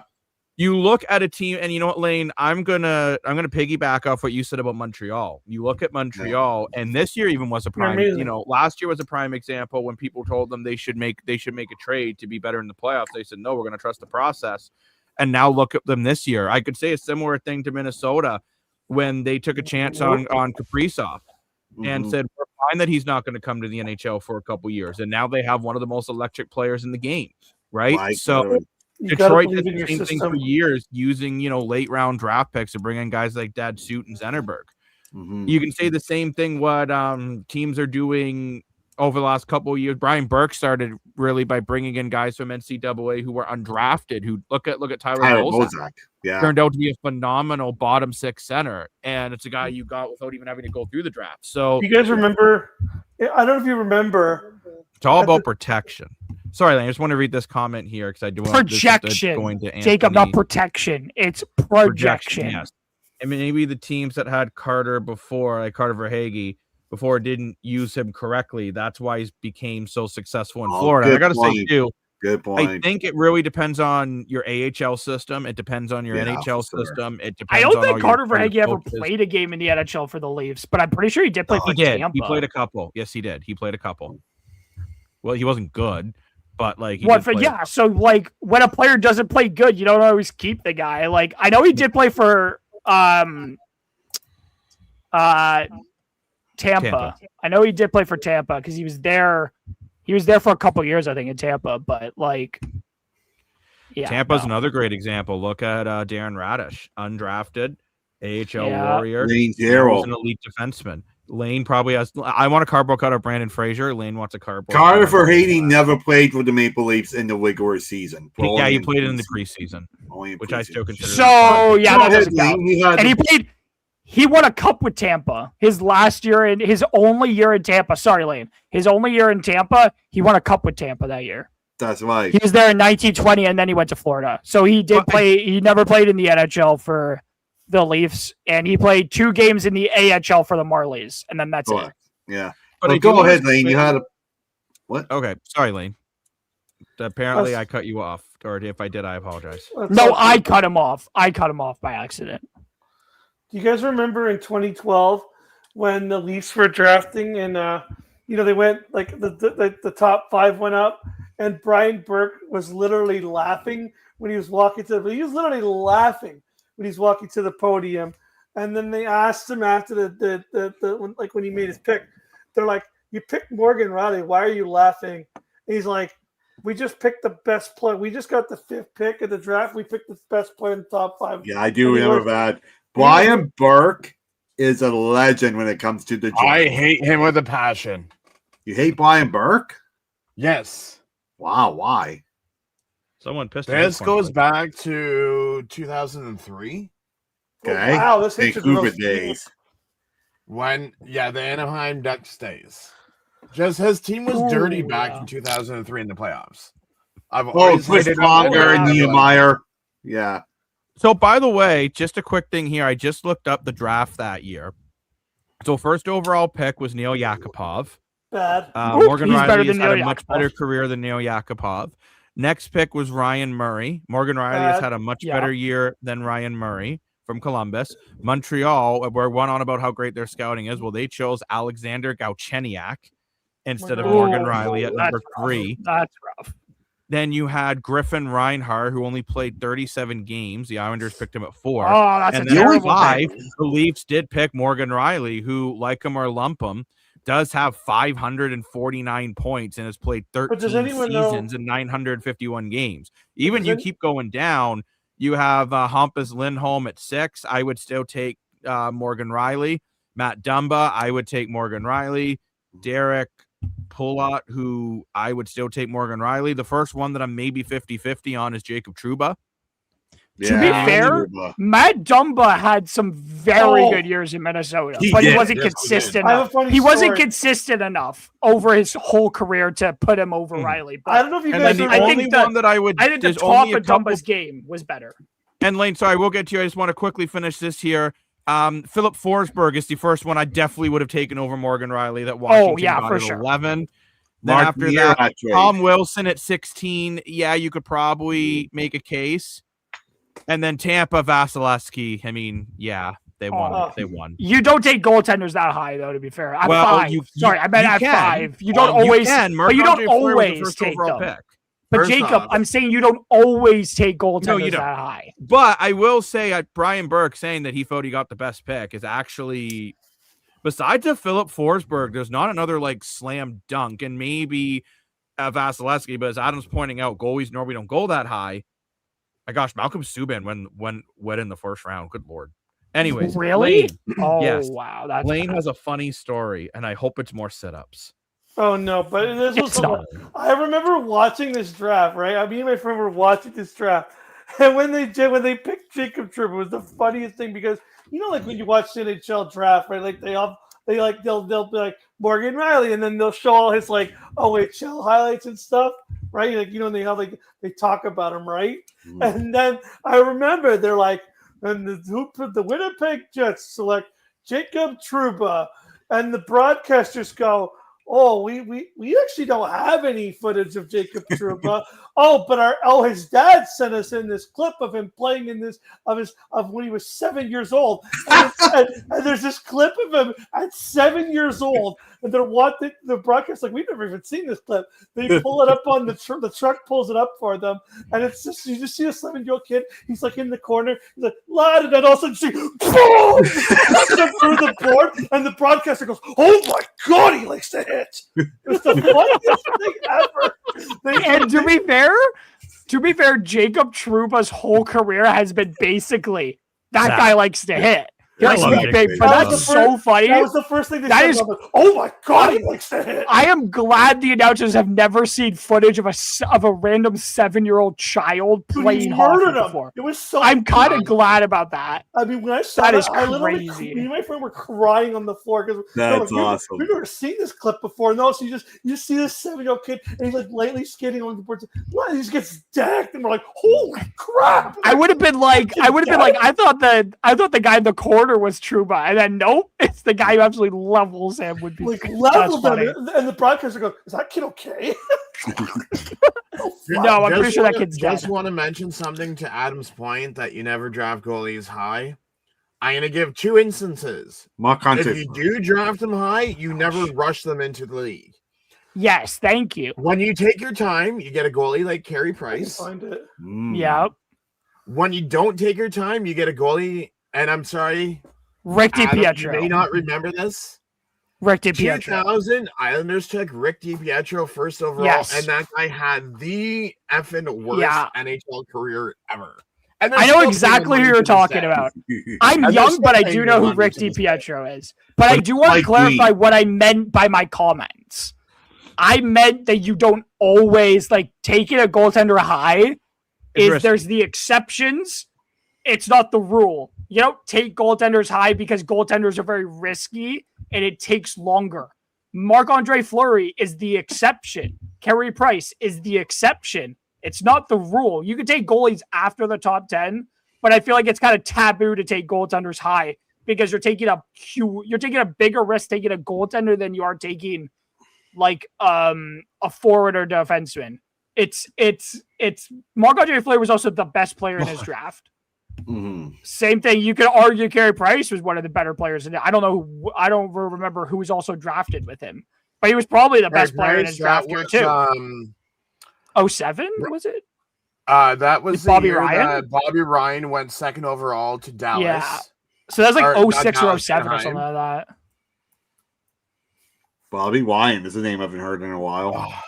Yeah, he doesn't play. Did you anymore, know that's why. Bobby Ryan? Wait, I want to ask you guys if you know this. Do you guys know that Bobby Ryan isn't his actual birth name? Yes, I did know I that. don't remember his name. You but did yeah. know that? I totally did. didn't think you would know. I didn't think anybody else would know that. I saw a didn't. video on that. don't I think was so, like, Dom. so this guy opens the video and he's like, this is Bobby Ryan. That's not his real name. I was like, what the hell are you talking about? I Bobby remember. Ryan is his name. That's what everybody calls. Same if you're a. And then I was like, and then they tell the story. I was like, what the hell is going on? Crazy. Like Same his with dad was wanted by like the FBI and shit. I'm like, what the hell is going on right now? I'm like, this is the craziest story I have ever heard before a player even gets into the NHL. It's actually not the craziest. The craziest, if you're a Barry Colts fan and a St. Louis Blue fan, is Michael Danton. That is the craziest situation ever. Oh my gosh! Now I must know what happened. Yeah, So he had to change his name for many reasons. I found the draft. So it was the Sidney Crosby draft. And that Price went in? Yeah. So it was Crosby, Bobby Ryan, Jack Johnson, Benoit Pouliot, Carey Price, Gilbert Brule, Jack Skill, Devin Setaguchi, Brian Lee, Luc Bourdon, rest in peace, my friend. Andre Kopitar and Mark Stahl were the top 12. Wow. So he's probably like the second or debatably third best player in that draft. That is crazy. Yeah, I was gonna say the only That other one is you could crazy. really debate might be better than Fleury career-wise. You could make the case for Anze Kopitar because he's had a phenomenal career. The guy's a. I think we're talking an about Price, absolute Jacob, not unit. Fleury, but Jacob, you should have. I won't share the audio, but okay. Yeah, I could yes, see I Leafs want to going hear for this. Robert Thomas. Oh, No, that'd be no. sick. No, I don't. I don't want Okay, here Robert we go, Thomas. boys. Let's see. I this, and would. then we Stumpy son. you're like, oh my gosh, he likes to hit. What are you thinking? That seems like Jacob Trouba. No, not enough force though. There wasn't enough force when he was younger. You got to really go. Remember when he what did he do? He like flipped a guy over into the boards a couple years ago with the Rangers, and I was like, Oh man, his Rangers. what is this guy doing? Like that was a crazy hit that he had a couple years ago with the Rangers. I don't want Robert Thomas. I do. I've already made my feelings perfectly clear. I want Robert Thomas. I think he's a perfect fit for this team. former Leafs kids. No, but you only got I need Max another Domi, former Leaf who's player. Ty Domi's son. Get Robert Thomas, right? He'll be a very good. We all argue in the show that John Tavares is not a second line center anymore. Boom, Robert Thomas is a perfect second line center and can step up to a top line center when Captain don't have the gets money. injured. It's literally We're the playing- perfect move. Dan, we're then paying multiple players so much money again. We're going back into the same situation. We have cap space Okay, now. Dan and Lane, you guys both wanted Mitch Marner gone because we paid not too back to many Marner. players too much money. Hey. Wait, no, I have a Speaking of point. which- Dan, Jacob, I hate talking about Mitch Marner too, but I bring him up to make a point. to To make a point instead of whining about him constantly. But my point is, then you're bringing back in Robert Thomas 2 years later to then moan about having, again, 4 or 5 players making half of your cap.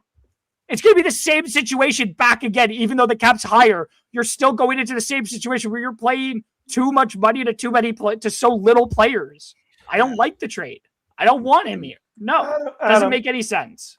I will say the only defense to it is that the cap is going up like an extension. Like I think the Leafs are going to have like what $32 million in cap space. Like I think And it's they like have 22 right now. I think it's And they 22 have right $20 now. million worth of holes they need to fill. But you know who might have started to dig It's- themselves out of a hole tonight or last night at this point?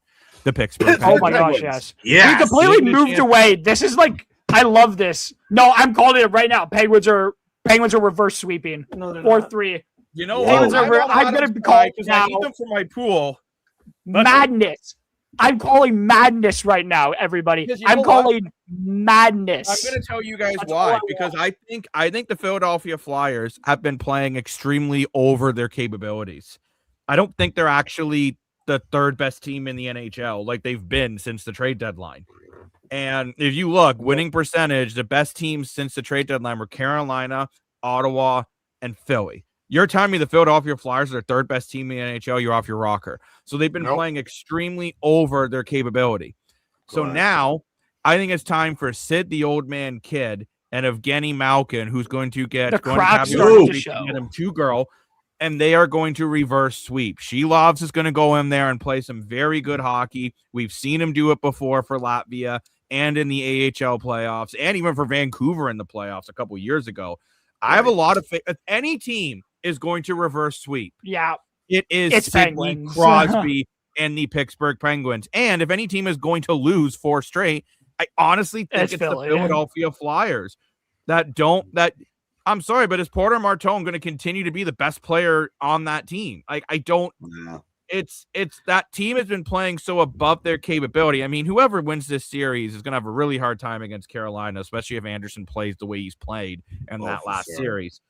But no, I actually think the Pittsburgh Penguins can legitimately reverse sweep. I agree with Adam, who is very hot because of his name. I am very hot. Thank you. I am very hot. That's why he has a fan on his nightstand, which is not made for doing why my fan is going right now. Yes, don't pee in my nightstand. Don't get me wrong. Nobody's allowed to pee in my nightstand, okay? I've already had a weird guy show up here wanting to pee in it. Can I also just state, too, I want Sidney Crosby's potentially final playoff run to do something legendary. Oh, 100%. That would be pretty legendary. Well, I love this positive admiration. I do love it. At the end of the day, I don't know if you guys know the percentage of it. But I don't care. Out of the 211 teams that have faced a 3-0 deficit, only 2% have ever made a game. So Lane, you're telling me there's a chance. Wait, you're saying there's a chance. Dan, anything is possible. No, he does it too much. Anything's possible. I hear it. It doesn't mean more. It doesn't mean anything anymore. He does it too much. I picked exactly. There we go. Madness. I just want playoff madness at this point. That's why I made the picks I did. I want insanity. I just want to see Sidney Crosby absolutely shatter Philly hearts after all of the shit talk they've been doing the last couple of days. I just want Crosby to absolutely break Philadelphia's hearts. That's all I want to see because I would think it would be hilarious. And if Philly ended up winning this series, it's because they deserve it, of course. But if Pittsburgh comes back, this will be one of the biggest playoff collapses ever. I want this to be I don't think Philly fans will ever live this down. It would be I want the Philly mascot to be doing this after Game 7. Oh, Gritty. I feel for Gritty. I feel so bad for Gritty. If this happens, I would feel so bad for Gritty. Got Key back in the comments. No, he doesn't. He does. It doesn't mean much. It's losing its value because he does it too much. But no, I never said it wasn't iconic. It was iconic when Kevin Garnett did it. It was iconic when LeBron James did it. Kevin Garnett, Dan Moore, they're basically the same. 100%.